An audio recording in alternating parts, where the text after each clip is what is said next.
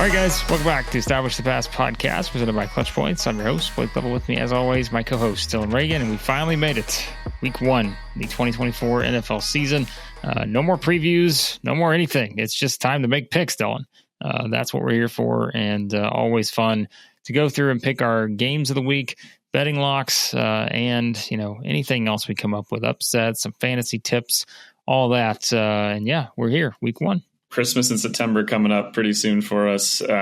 Even with, now they added the Friday game. It's just going to be a whole weekend of fun. Obviously some good games on Saturday too in college, but yeah, it's NFL, I was saying before, week 1's always the toughest to pick because we don't have these. We have, like you said, we've been just doing all this prognosticating, predicting things. We haven't had real results in front of us in a long time, and things change quickly, right? So I just think more so than previous seasons, it was tougher to go through this. There's only one spread that was over a full touchdown. A lot of games that even with really good teams matched up against better teams that we don't have the highest expectations of facing other teams where that's the case. So NFL did a great job also.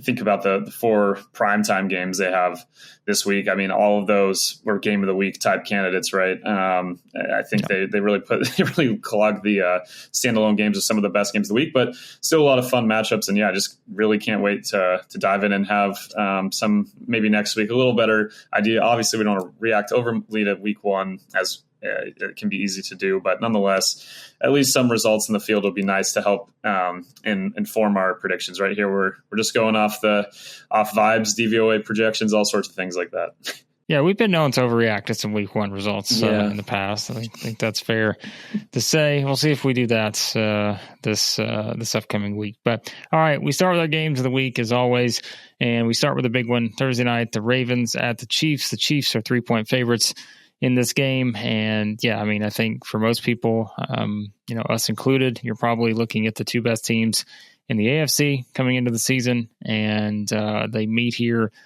in game 1. And, Dillon, we said it, it's week 1. Sometimes you just gotta, try to start off with a win, but sometimes you may also start off with a loss. One of us is going to do that in this game unless they tie, because I'm going to go with the Ravens. And I know it's one where everyone, can probably understand. I picked the Chiefs to get back to the Super Bowl. I picked the three-peat to happen, but I can't help but think about, somewhat similar to last year, right? Like the Lions go in there, and now I look at this Ravens team. I feel like they've come out with a little bit more to prove here in week 1.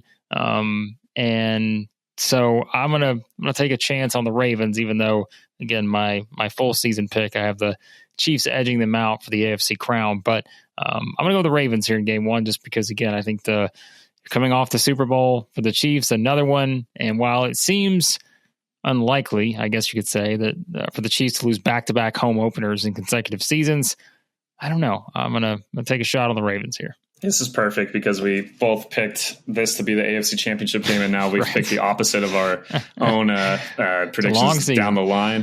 Yeah, it's a long season. It'll be much different teams by the time they potentially face again in the playoffs. But yeah, I think it was like you said, it happened last year with the Lions opener, and the Chiefs were, ultimately a few drops away from winning that game.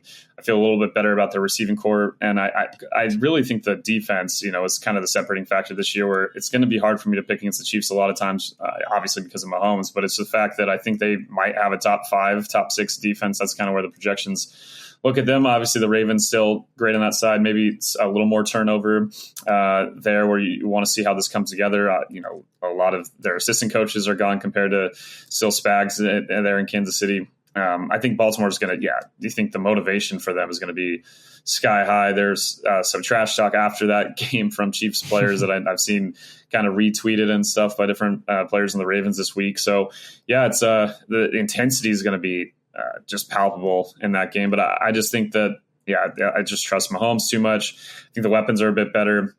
I think the defense is going to take even maybe a step from where, and just kind of carry over where they were at the end of last season. And we'll see with, what happened, how Baltimore responds to a game where they probably feel like, they were a few plays away from still winning that, and some fumbles and drops and interesting play calling at the end of at different times of that game where they were having success running and it kind of went away from it. So, but I'll go with Kansas City here. I think there's a reason it's a 3-point spread. If this game was in Baltimore, they're probably a slight favorite. I think they're, like you said, they're two of the best teams in the league, probably the two best teams in the AFC. No better way to kick off the season. And I don't think, and it's a coin flip kind of game. I think these are both great teams. And depending on how the ball bounces, either one's going to win, but I'll go with Kansas City. All right. Our other game of the week, the Rams, the Lions 3.5 point favorites in this game. Thought about making the swap here too, because almost went there and having the Rams win this one on the road, but instead I am going to pick the Lions in this. I think, again, the Lions are a team that kind of probably had a bad taste in their mouth to finish last season because they know they were that close to getting the Super Bowl. Now they come back with, a roster that's just as good to get back there. But meanwhile, I think the Rams probably on a mission too to try to get back to the Super Bowl, from where they were a couple years ago. Then you kind of have the letdown, and we'll see just kind of how things play out for the Rams. But again, these are our games of the week for a reason. I think this one will be just as good as the Chiefs and Ravens. I'm gonna take a shot here, picking the home team in Detroit. Yeah, atmosphere-wise, I think it's going to be hard to top both of these games, but especially this one. We saw it in the playoffs last year. Now it's they're trying. I saw a thing how they're trying to break the decibel count that they hit during that postseason game. Might be a little tough given the emotion and everything that's going into that one, but still should be a lot of fun. And yeah, the Rams, like the Ravens, going to the against the team that their season ended against last year, and I think that should be there's a reason that we didn't put this as a lock or anywhere down there. It still should be a really close game. It was a 1-point game last year. I honestly probably, if between the two sides, I would go with the Rams covering here. I think it's still going to be a similar kind of field goal game, but I think it's the difference for the Lions, as we kind of talked about last year, is their secondary was beat up by the time they got to this point. And I know they still have a young secondary, but I just think that they're kind of fully loaded and more fully balanced. That remains to be seen. The Rams defensive line, obviously you lose Aaron Donald, but it's not like, they had a lot of inexperienced guys last year that are coming to the year 2 now, but they still have a lot of rookies they're expecting a lot of to contribute immediately. At the moment, they still are as healthy as they probably will be all season in the secondary. A secondary that should be improved for the Rams. And offensive line, I'm a little spooked by the shifting of, I don't know if you saw the first unofficial depth chart with Jonah Jackson being the center now and Avila moved back to left guard. It's interesting that, so far in, they flipped those guys, but it does seem like they're going to be have 4 of their 5 offensive linemen with just Alaric Jackson's in suspension. It sounds like Rob Havenstein will be back. So Rams should be fully loaded, and I think they're going to put up some points, but I just think Detroit, ultimately with that offensive line, I think there might be, for the expectations the Rams have about this defense, I think there's enough parts in the interior, especially, with the trade of Ernest. And we'll see. Omar Speights looked great, as we talked about in the preseason, but it's a lot to expect him and Reeder and Roseboom, these guys, to contribute in the middle of the field where the line just have so many playmakers. Trust Ben Johnson too. Should be a really fun game, but I think Detroit finds a way to get the win, even if I think the Rams might cover. Yep, I think so too. I think that number, I wouldn't want any part of the 3.5. It was 3, maybe 3.5. No thanks. 3.5 stuff. No thanks. All right. Speaking of betting and betting locks, these are always tricky in week 1. And so you and I decided to go with the ones with the 2 highest point spread, I think, maybe, unless I'm forgetting one, because my betting lock of the week, I initially looked at this one first. And I was like, that's like, it's just bait. Like, it's just wanting me to pick it. And so I kept trying to find another one. I couldn't do it. So the Cardinals at the Bills are 6.5 point favorites in this game. I don't feel great about this one because everyone's talked about where the Bills are right now. Yet I think, as we talked about in the preview, I still think it's kind of greatly exaggerating how talented the roster still is, even without Stephon Diggs and even without, kind of your maybe normal nucleus around Josh Allen. But I still think they're probably a touchdown better than the Cardinals. So, and I think there is certainly more optimism for the Cardinals with Marvin Harrison there now. And, you get Kyler Murray back and, at least excited to see what the offense looks like. But come on, give me the Bills and a touchdown at home. I'll take that because I don't really like any of the other spreads this week. So Yeah, if there's one pick from the season preview that I kind of wish I could change, always have been on the Bills bandwagon, I'd pick them to win the division again. I think they're being slept on way too much, man, in terms of, or at least like what people are expecting with Diggs leaving. I still think Allen is just ridiculously talented. The evolution of that offense kind of showed over the second half of the year that they it wasn't so much that they had to be going to him for it to work. And we'll see how Keon Coleman and this group kind of comes together. But I still think, with the relative health, they lost Matt Milano for potentially the season with his injury in the offseason, a tough blow there. I still think their defense is too good. And it's for Arizona, like the offense, that's not necessarily what the major concerns are, but there's still a lot of the DVOA projections, the updated ones that came out today, still have them down in the bottom quarter of the league. It's going to take some time for everything to gel. Just because you have some really strong points, it doesn't mean the whole unit is going to be able to come together that quickly. So I know Buffalo's had some weird season openers. They lost at home to the Steelers. I forget if that was last year or 2 years ago. They've kind of fluctuated. I think I was looking up there, 500 at home against the spread. So I still think, though, that 6.5 is juicy. Because if it was 7, like you're saying, I feel like they're at least a touchdown better. I still think Arizona's defense in particular has a lot of pieces to that it needs to add over the coming years. And yes, they had some surprise kind of games last year. I just think the Bills are going to come out looking a little fiery and, taking the fact that, this is the first time in, at least 4 or 5 years that people aren't really all predicting them to win the division or in some cases even make the playoffs. And I think that's just a little ridiculous. They're still projected to have the 5th highest DVOA overall and borderline top 10 defense. I think they're, week 1 wackiness, like you said, it's tough, but I still think they're at least a touchdown better than the Arizona Cardinals right now. All right, you're going to need this team to be a touchdown better than their opponents too, because the Patriots are at the Bengals. The Bengals are 7.5 point favorites in this game.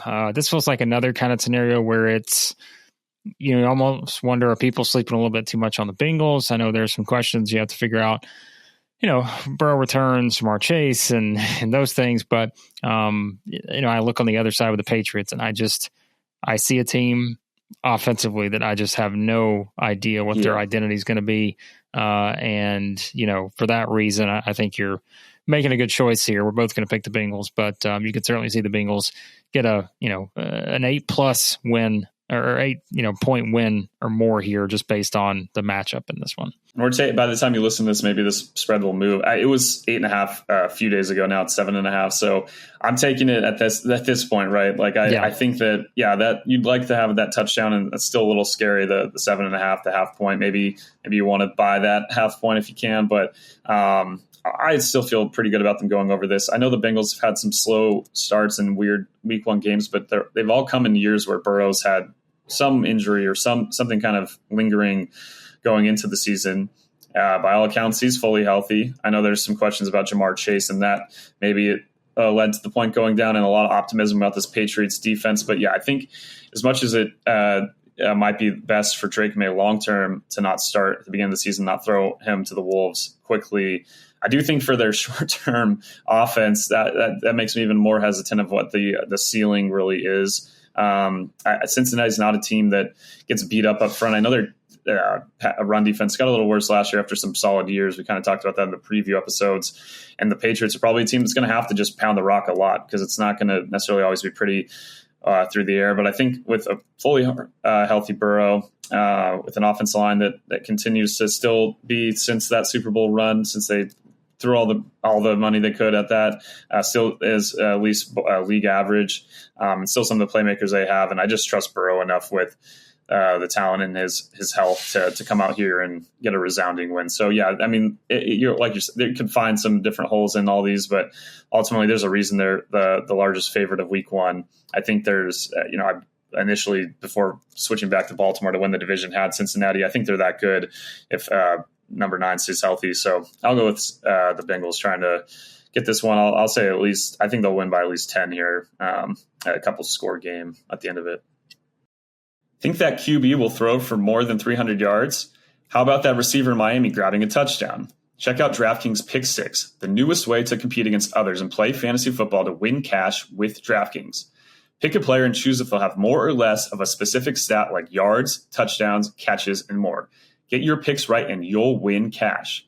Download the new DraftKings Pick 6 app now and use code ESTABLISH. That's code ESTABLISH for new customers to play $5 and get $50 in Pick 6 credits guaranteed, plus 1 month of NFL Plus Premium on us. Offer expires 9/19, only on DraftKings Pick 6. The crown is yours.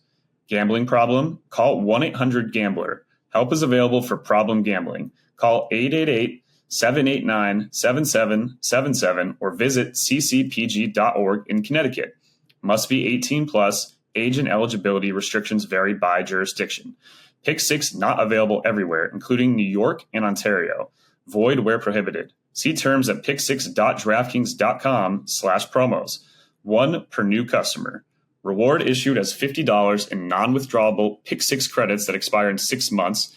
NFL Plus Premium offer available only to new and former NFL Plus subscribers.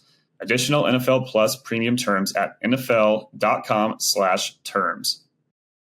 All right, upsets of the week. These are always, you just know there's going to be upsets in week 1. Always happens. And again, some of these point spreads are kind of all over the place, so you have to pick and choose your spots. So therefore, why don't we just go somewhere we've gone many years in the past, and that is just pick against the Chargers when they're favorites, because the Raiders travel to LA to play the Chargers, who are 3-point favorites in this one.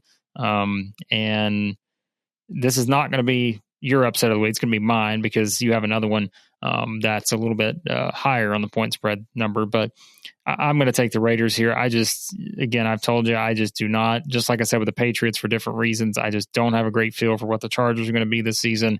I'd rather see it first before I'm going to feel confident in picking it. And as you mentioned before we started recording, I just think the Raiders defense is probably the difference. We have no idea, kind of what this offense for the Chargers is going to look like beyond just Justin Herbert. We know they're going to try to run, but we said the weapons around him, I just, still yet to be determined how that looks. So, yes, I know there are questions about the Raiders on offense too, but still have Devontae Adams, still have a really good running back, I think, in Zamir White.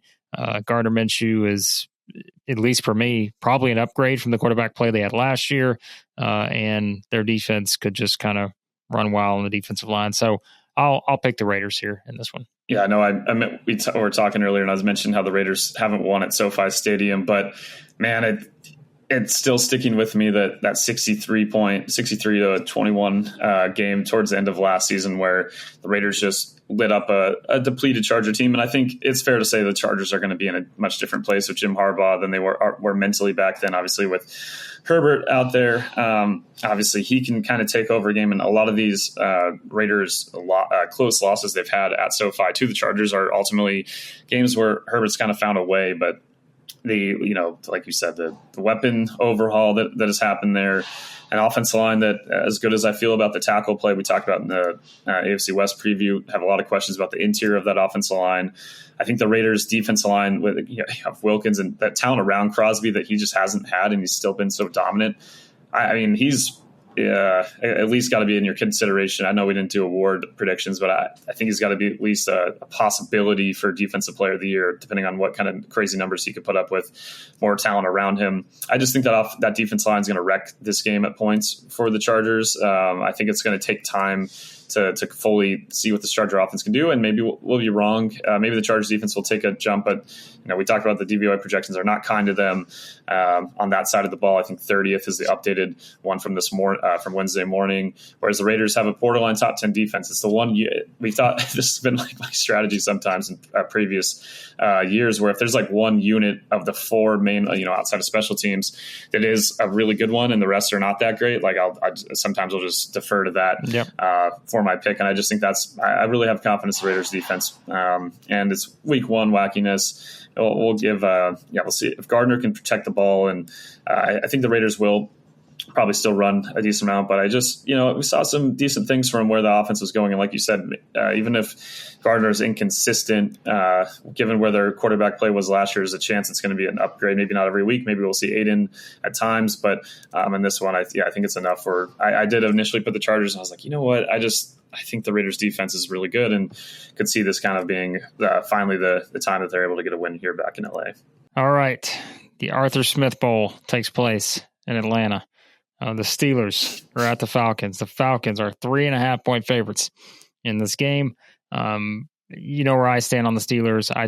I want to see it from them. I know there's the Mike Tomlin effect and all that, but I really am fascinated by what this offense is going to look like for the Steelers, and we will get a good glimpse of that, I think, in game one.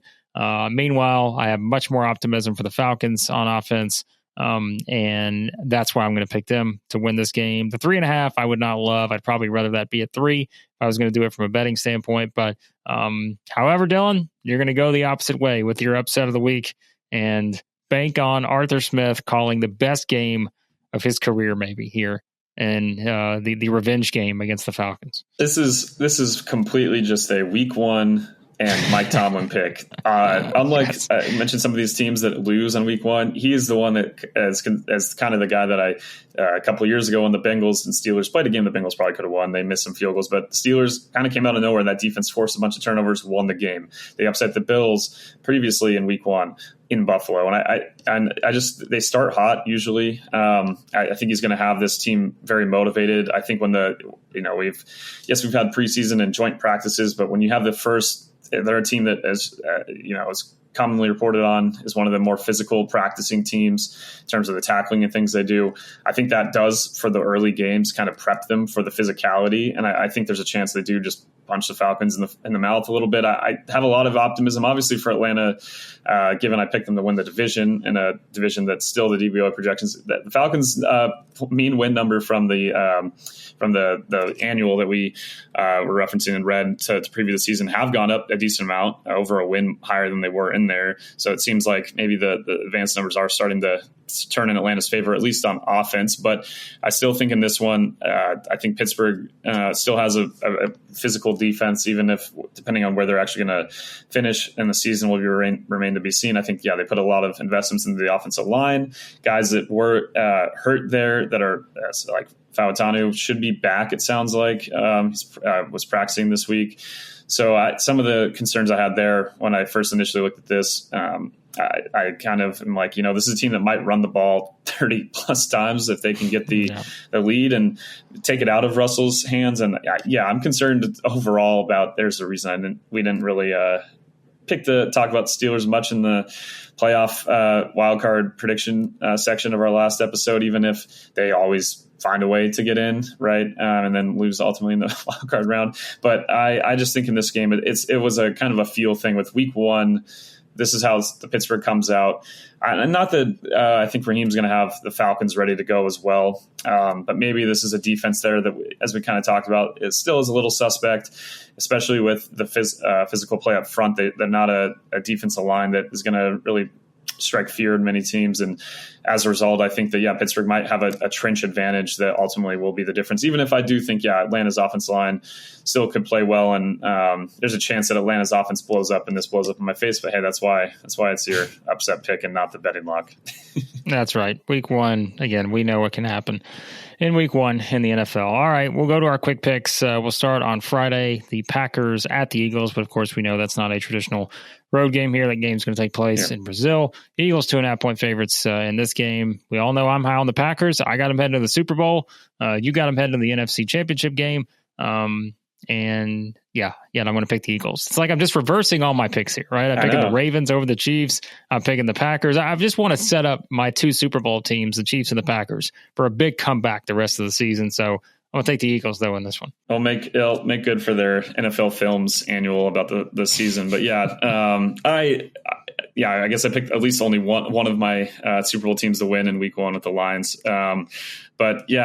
This game, I just have a feeling about the Packers offense continuing where it left off last year. And just, I think there's going to be that adjustment period without Jason Kelce there for this offensive line that still is really talented in Philadelphia. But I think that there might still be some kinks to work out before we fully see this group get operational to the point where, I picked both these teams to win their divisions. I still think that the Eagles ultimately have such a large amount of talent, even if it's not all the top tier, but like above average guys that a lot of teams do not have. And I think that talent gap, even if there are concerns at times with what Sirianni's done, they bring in Kellen Moore, that we'll see how that all works. I have trust in Vic, but I just think the Green Bay offense is going to come out blazing in this game. And I know Philadelphia made some reinforcements on their defense. Still isn't projected to be that great of a unit. Whereas the Packers, as we've kind of talked about, all the numbers are kind of looking at them being a top 3 offense behind only San Francisco and Miami, which is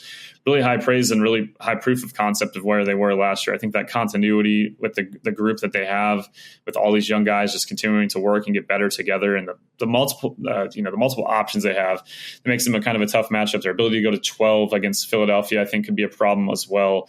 So I think this was like we kind of mentioned with all these primetime games, they all were like borderline games of the week. You could have made an argument for this one as well. The playing in Brazil, that could, there's not a true road game, right? So like you said, it's kind of could throw in, you never know with international games how players are going to react, especially in week 1. But I'll go with Green Bay finding an edge here, even if I just think Philadelphia might take a little more time. Whereas, I think the Packers are going to hit the ground running where they left off last year. All right, the Titans are at the Bears, and the Bears are 4-point favorites in this one.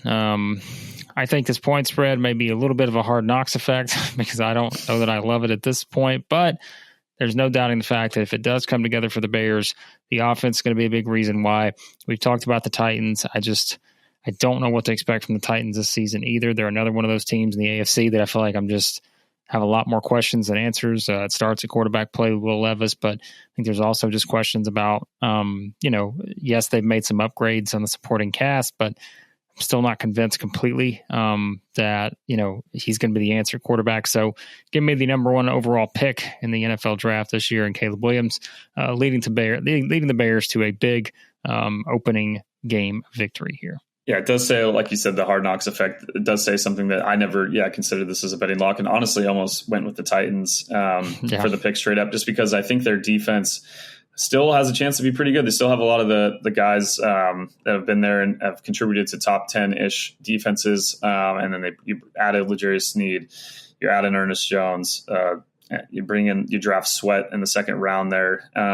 Got Sebastian Joseph Day. I just think that defensive line and just overall the group is like, okay, this is a legit defense that could be top 10 potentially if they reach their potential. And but it's just the hype of week 1 and the belief in what might happen with this Bears team. It is maybe the Hard Knocks effect. I think it's also just the effect of what Caleb's kind of put together on his resume the last 2 years, combined with a situation where we don't see a lot of number 1 QBs, as we've talked about, going to places with 3 receivers with the talent level the Bears have, with an offensive line that should be solid enough. But we'll see. That might be the kind of, if Tennessee wins this game, I think it's going to be that's going to be where we see it. One is really up front when the Bears have the football. They can be disruptive, so maybe it's a little lower scoring. I didn't look at the over under, but I might be leaning under if it's not too high with the Bears eking out a win. But I would probably, if we're looking at who's covering, I'm definitely picking the Titans to cover. I feel like this is like a field goal kind of game. 44.5 is the over under. Yeah, hammering the under on that. Yeah, I think so. I agree with you. I think that's how this game will play out with these two. All right, an AFC South matchup. The Texans are at the Colts. The Texans are 2.5-point favorites in this game, which tells me something because, usually these kind of games, you add in the field goal effect and all that in terms of the point spread. And in fact, the Texans are still 2.5-point favorites in this one. We've said we just think the Texans are better than the Colts. That's why we picked them to win the division. Despite drafting Anthony Richardson as my quarterback when I told myself I was not going to do it for a second consecutive year, did it anyways because he was just sitting there waiting for me to pick him.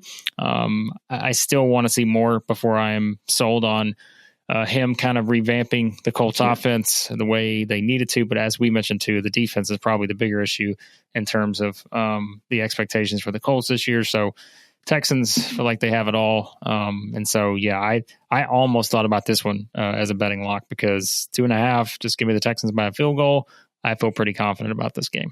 Yeah, I feel like this is the one I'm going to come back to when the Bengals win by a touchdown and don't cover and the Texans win by 20 points. I'm going to be like, how did I not pick this? I don't usually wait. I kind of wait till mid-season to get, the DVOA numbers start being a little more reflective of the actual talent because it can fluctuate early in the season. But with the projection wise, I don't think there's a wider gap between two teams than this one with a spread this low. Indianapolis, they, in terms of total DVOA, they predict with the updated rankings 27th for the Colts and 4th for Houston. So we're talking about a pretty big gap. That's a lot of expectation as we in the AFC South preview talked about that defense for Houston taking a step forward. I think they have the ability to and the personnel now. And I think it's just that ultimately, I have a lot of confidence in Steichen and what Richardson can do if he's on the field with him putting him in places to succeed. We saw it early in the last year. I think my concern is just the Colts defense. I'm not as excited as I am for Latu. The overall, 1 through 11 of that group, I just don't know if it's going to match up well with a Houston offense that is fully loaded with an offensive line that's much healthier than they had to deal with last year, and just the level of skill players and where Stroud is, where he was as rookie. I don't anticipate a sophomore slump, even if maybe his numbers don't get quite to where they were last year. I don't think that would be indicative of him having a poor season. I think he's going to elevate, and I think they're a true Super Bowl contender. So, yeah, I mean, I don't know why I didn't pick this as the betting lock, but I'm definitely picking Houston to win this game and probably by well over 2.5 points. All right, yeah, I think that's where we're both going to be at maybe with this game. All right, the Jags are the Dolphins. Dolphins 3.5-point favorites in Miami. To me, the Jags are like just good enough to scare me about picking the Dolphins in this game. And it's like one of those where, again, the setup is kind of there for the Dolphins to win. But, I feel like there are so many AFC teams that we mentioned here that I'm like just fascinated by the wide range of results you could get, whether it's the Patriots, the Chargers, the Titans, the Jags, the Colts. Like there are just so many teams like this where you want to wait and see. And so because of that, I will pick the Dolphins here. I just think, again, they're a better team. I'm excited to see yet another year. I think of this Dolphins offense and all the different things that Mike McDaniel will come up with.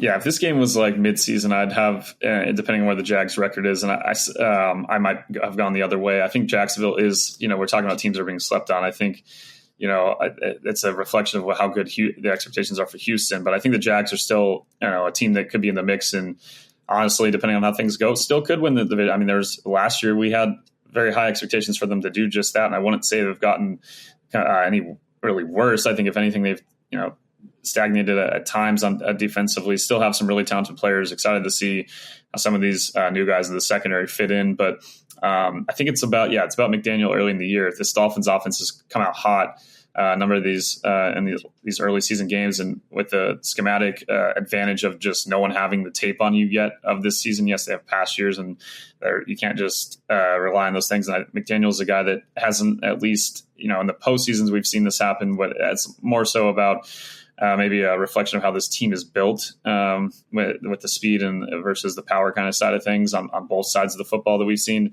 be exposed a bit. But I do think from a schematic point of view, early in the year, we've seen McDaniel adapt before he, taking the step before someone responds and punches him in the mouth early, the last couple seasons. So, yeah, I think Miami will come out hot on offense. I think even if Jags have an offense I think can be better than middle of the pack, kind of like they were last year. I think they were awful in the red zone. I know they've made a lot of emphasis on kind of fixing that up a bit, and some of the inconsistencies that both these quarterbacks have honestly had. But I think it's a trust more so in what McDaniel and that team have done. I'm excited to see what their defense looks like with Weaver coming over from Baltimore.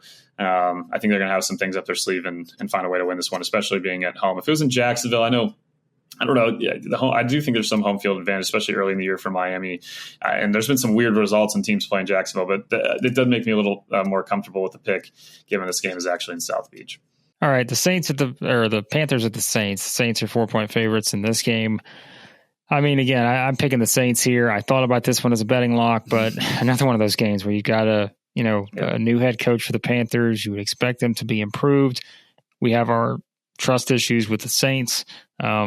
But yet I've got to think the Saints are in good position to win this game because I'm still in wait and see mode on how much improved the Panthers may be this year.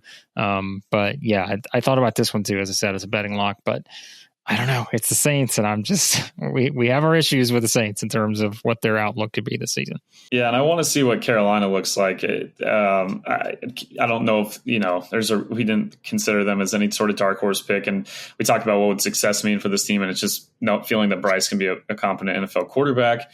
Taken a lot of steps to get talent around him, but I think it's that uncertainty with them as well. I think their defense could be okay. So yeah, New Orleans in theory should dominate this game, but they're a team that played down to their competition last year at times, played up to some better opponents, but ultimately in some cases did get beat pretty easily by some of the better competition they had last year. They're a weird team. I mean, their win projection is much higher than their DVOA expectation just because of, the strength of schedule as we talk about this division. It's going to be interesting with, I think, an NFC playoff race. We're going to have teams from the South that are not even the team in the top spot that are going to be kind of hanging around just because they had a much easier schedule than some really tough teams in the North and in the West in particular, and a couple in the East. So I think the Saints will ultimately win this game. Yeah, but this just have that weird week one kind of like this is in the Breeze era. So they had one. It was before Brady got to Tampa, and they got blown out at home by Tampa Bay. I'm not predicting that just because I don't know what the Panthers are going to fully look like. But that uncertainty with a new coaching staff in Carolina, a lot of new faces, I still think there's a reason to be concerned about that offense coming together quickly against still a stable, talented Saints defense. But there's some week one wackiness and inconsistency with Carr's play and that offense with the Saints where I'm like, I don't know. And imagine the talk show kind of stuff. If the Saints blow this game with, already Dennis Allen being considered on the hot seat, it would get pretty crazy if they do not find a way to beat the Panthers in week one. Yep, it would indeed. All right. The Vikings, the Giants. Whew. This is a tough one to read. The Vikings are 1.5-point favorites on the road here in this one. Sam Darnold, quarterback, questions obviously in terms of what that looks like this season for the Vikings. Plenty of questions for the Giants. I think for me, as much as I want to believe in the Giants from watching the Hard Knocks offseason and the moves they made, you still wonder if the one that's going to come back to get them is going to be the one at quarterback, and continuing to kind of put maybe their confidence in Daniel Jones. I don't know about that. Maybe we get a big game from Malik Neighbors here that gets everybody excited, but I don't know that that's going to turn into, a playoff season or anything. I'm going to take the Giants in this one. And again, maybe this is the Hard Knocks effect too. I know you swapped your pick, as I'm seeing it now, to the Vikings, which I don't really blame you here because, again, that tells me something that the Vikings are 1.5-point favorites on the road here. And I don't love this game at all. I'm probably, if you were betting this game, I would stay far away from this one. This is one that's going to be interesting to see how often it's on Red Zone. It has a chance to be kind of randomly high scoring. Also a chance there's no points at all being scored. Yeah. It's with a defense with the Giants, I think is probably the strength of that team, even if top end wise you're concerned where they can go, but a defensive line at least can be disruptive. So that was kind of initially my thinking for the pick. It's the other side of the ball where I think the Vikings defense, last year was able to kind of put some things together with Flores. And I think with another year with him, their projected DVOA wise updated projection has them at 13th on that side of the football. It started kind of creeping up to that same philosophy I talked about earlier about when there's a lot of bad units, pick the one that kind of sticks out as a little bit above average, even if in this case it's not a dominant unit, like I think potentially the Raiders actually can be. It's an ultimate coin flip game, and I teetered back and forth. I think I had Vikings initially, then changed to the Giants. Now I'm back to the Vikings, but it's that side where I'm like, all right, I not that I don't trust what Dable can do, and I liked Shane Bowen, the defense coordinator they brought in from Tennessee for the Giants. I think they have a coaching staff that I think, that's not necessarily the part of this organization that has been questioned necessarily. But I just have a lot of trust also in O'Connell and Flores, and to put their quarterback and Sam Darnold in some advantageous situations. I still think they have a lot of talent around him. I do think, again, this game could be a random, really low scoring game because of, and we saw that when the Vikings played the Raiders last year. I think they won 3-0. I think both offensive lines here might be in trouble, honestly, and it could lead to some interesting situations for two guys that I know that obviously he's in Minnesota now, but it feels very fitting for Sam Darnold to come to his old home field the Jets and play against Daniel Jones. Both guys have gone through it with the New York media. It's going to be a game that, it's funny. It's kind of just going to sit there on red zone for a lot of folks, and outside of some fantasy applications won't be given a lot of care. But I'm going to be kind of curious about what happens here, and maybe some early flashes of maybe Minnesota is actually a team that has a chance to sneak into the playoff race. I know the Giants are kind of a trendy pick. They're the projected to have the second worst DVOA in the league, and Minnesota more so a little not quite to the middle of the pack at 19th. So no, projections only say so much, and we've seen teams kind of flip-flop completely on those. But I'll go with the Vikings to find a way. And I think we'll maybe, even with an improved offensive line for the Giants, I still think they're a couple pieces away. And I think that could be ultimately exposed by Flores. And just his scheme, it scares me with Daniel Jones. The unpredictability about how it all works makes me a little concerned about what could happen here. But maybe Malik Neighbors will come out and just and put his imprint on this, be like, just throw me the ball and I'll make plays. That could easily be in play here as well. Could be. Boy, this next one is interesting to me for various reasons. The Broncos at the Seahawks. The Seahawks are 6-point favorites in this game against the Broncos. And by the way, I said Mike McDonald earlier when I meant to say Mike McDaniel. You have no idea how many times that's going to happen this season, where, you're going to go say one coach's name. You're going to say, wait a second, which one? Oh, yeah, it's that one, not that one. But anyways, maybe the Seahawks are coached by Mike McDaniel here when it comes to the offense, because they're 6-point favorites in this game. Maybe that kind of tells you what Vegas thinks right now about the Broncos, who I'm not as sold on them being as bad as some people think they're going to be. I will say that. And that's why I look at this number and I'm like, man, that's a lot. But we'll see. Bo Nix is going to get the start. We'll see if the Seahawks can kind of keep things going under Mike McDonald now, kind of building off of some recent success, even though we know the long-term goal is still to get back to competing for, NFC championships and such. But I'm going to pick the Seahawks to win the game. But again, I'm not sold on this high number here because I just think the Broncos playing in that division and such, and of course it doesn't matter here, but not sold that they're going to be as bad as maybe some people think.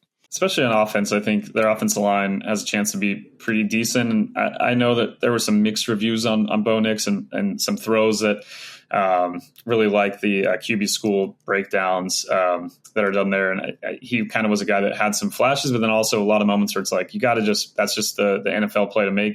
And I think with Bo, I think he's a good place to make that work long-term with Sean Payton. I've voiced my hesitations about Joe Lombardi a number of times going back to when he was in New Orleans. So offensive coordinator wise, I'm less worried because of, Payton being there. This is like a low-key Bo Nix revenge game. He's playing in the state of Washington, a school that beat him twice last year. There's only 2 losses, I want to say, last season for Oregon, and also against Ryan Grubb as the offense coordinator for the Seahawks. So there's some probably making more of that, but that's just like my low-key kind of thing that Bo Nix could be extra motivated for this one. But I still think Seattle has I trust what McDonald had some moments with the Ravens defense 2 years ago where it took some time with the personnel. He doesn't have the same personnel he had in Baltimore. He doesn't have a Kyle Hamilton to come in and just immediately wreck things in a Roquan and guys that were really key to what that scheme was. And it takes time to really understand exactly the versatility of all the different roles and how it kind of works from everything I've read, and even we kind of seen with the proof of concept with Baltimore. So maybe there is a chance that Seattle is still getting their bearings there. A defense that is projected now by FTN to finish top 10 DVOA right at 10. I think that's a reflection of McDonald, but also a lot of the reinforcements they've made and how they've overhauled this group. I think the roster there is pretty solid. I think Byron Murphy, a very popular defensive rookie of the year pick. It's a defensive line that I think quickly could be pretty disruptive and do some things there. And I think, a secondary you have questions about, but I still think it's pretty solid. The offensive line is the one real big question mark for Seattle long-term. But I think I have a lot of trust in Geno. I think a lot of Grubb's concepts, there's a reason people looked at Washington as a pro-style kind of offense. I think they're going to fit well. I just think Seattle's a better team, even if I'm intrigued by what Bo comes out with while Seattle's defense kind of settles in still. All right, the Cowboys, the Browns. The Browns 2.5-point favorites in Cleveland here. I think this should be a really good game. I think, this probably, if you didn't have a couple of those games in front of it, could have been a contender for, game of the week for sure. Yeah. I'm looking forward to this one. I think there's a lot of reasons to be optimistic for both sides, of course. And I'm going to, in this kind of scenario, because the Browns are the 2.5 point favorite home, I'm going to take a shot at the home team, coming through here, even though I'm still pretty high on the Cowboys, but we've talked about that Cowboys schedule and seeing how they navigate this year. I know there's a popular thought out there the Cowboys maybe take a bit of a step back this year, which would not be good for a certain head coach. But I think the Browns defense maybe makes one extra play here against Dak and company and get the job done. Yeah, it's an interesting game for sure in terms of, like you said, in many weeks, this would probably be a game of the week kind of game. There's a reason that the NFL did make this Tom Brady's first game that he's calling, right? So should be an interesting matchup. The two, at least, with updated rankings, supposed to have the two projected top two defenses in the entire NFL. Cleveland at number 1, but Dallas kind of a surprise at number 2. I don't know about that with how they're going to adapt to Mike Zimmer and some of the stagnation overall. I still think they could be really good on that side of the football. But I talked about my hesitations with the Cowboys this year, even though with the easy schedule, they are projected pretty easily to make it in the NFC to the postseason. And they are the favorite there from FTN to win the division. I think just in this one, it's the concerns about what this offense for the Browns is going to look like right off the bat against a Cowboys defense that, did against some heavier personnel struggle at times. And so I think we will see a lot of 2 tight end sets from Cleveland, but I haven't seen it from Deshaun Watson consistently, right? He had a couple flashes last year. I know a lot of the stuff coming out of training camp is that he hasn't really found his rhythm quite yet. Beyond Amari Cooper, not exactly the deepest receiving room. We'll see what Judy can do off the bat. And I know Dallas still has some question marks themselves, but I still think just Dak and CD, that connection itself, what it could mean here against a team that, as we've kind of talked about, as good as the Browns defense was against some good offenses, explosive offenses, they gave up some big plays.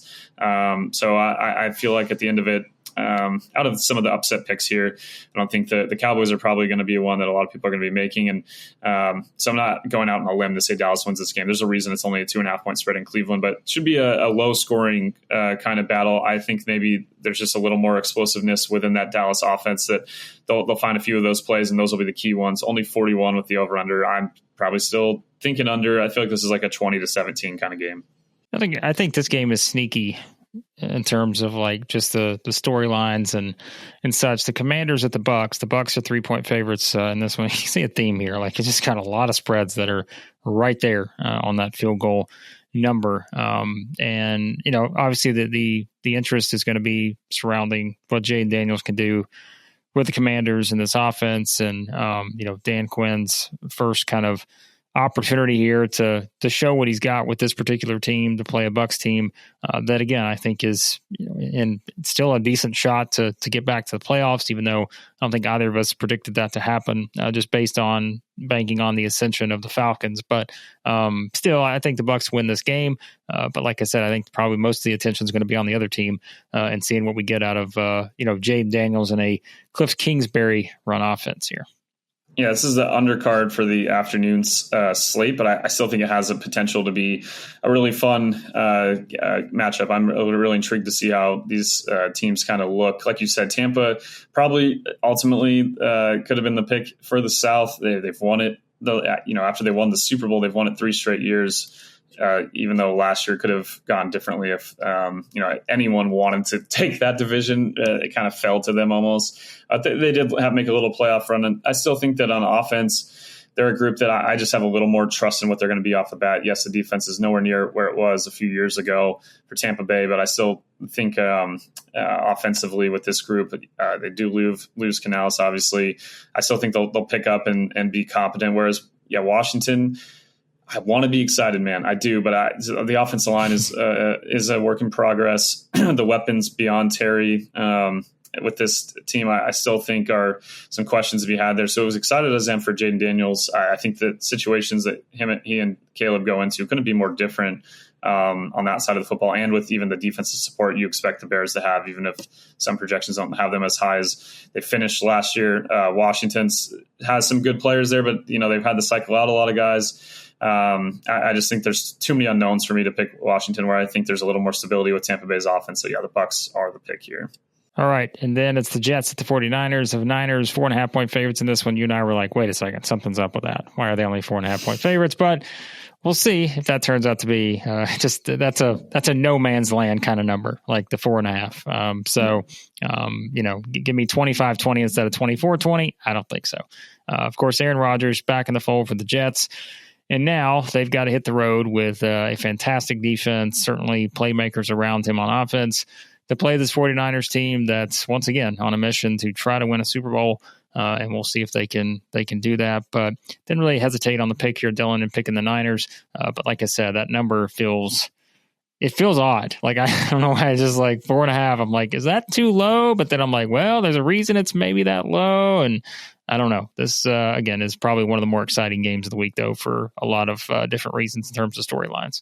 I'm refreshing it on DraftKings. I'm like, come on, this has to have it's still 4.5. Well, especially with Trent Williams coming back, and this is one that's kind of fluctuated between 4 and 4.5. I think we talked about the splits between that offense with him in there and not. And it sounds like even with the late start, he should be able to go for this game.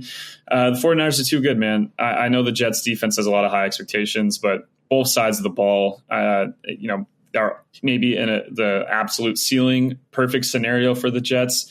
It does work out. They're kind of a frisky Super Bowl pick. I've seen this exact Super Bowl matchup predicted a few times from some folks, I think, at ESPN and some other places. But yeah, it's two teams that, I know Aaron, I was seeing I think in the playoffs, he's 0-4 against the Niners, but he's 6-3 in the regular season in his career, obviously against some really good teams where he's found a way. And yeah, he has a great defense, and we haven't seen Aaron Rodgers with a great defense in a long time.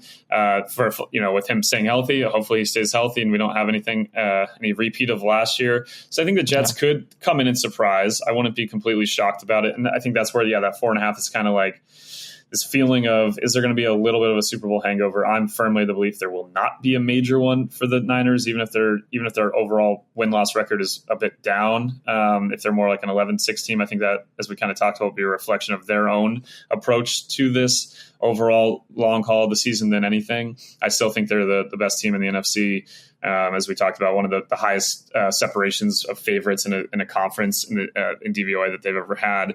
So as much as I want to think the Jets can be a lot of fun, and I want to imagine what if that ceiling of that offense hits where it could be, what they could potentially do, I still think that right now, Week 1 in in Santa Clara, I think the Niners will come out hungry and aren't going to look like a team that lost the Super Bowl and is down. I think it's just going to fuel the fire even more for this group.